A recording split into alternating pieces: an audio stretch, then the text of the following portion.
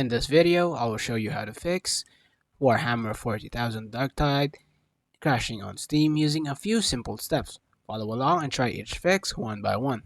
First, open Steam, go to your library, find your game in the list. I don't have the game installed right now, but the process will be the same for any game. Right click on the game, select Properties, stay in the General tab, look for Launch Options, click inside the box, and type -DX11. You can also try -D3D11. If DX11 does not work, close the properties window and start the game to see if it launches without crashing. If the game still crashes, go back to the Steam library and right click on the game yet again, open properties, switch to install files tab, click on verify integrity of game files. Steam will now scan the game files and download anything that is missing or broken. Wait for the process to finish, then try launching the game again. If the issue continues, close Steam.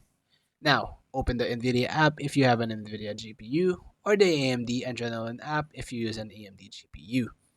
Check for driver updates and install the latest version available. Restart your PC after the update is done. Next, disable in-game overlays in the NVIDIA app. Turn off in-game overlay option. If you use Discord, open Discord settings, go to the overlay and turn it off. It is most likely the same settings here on the NVIDIA app.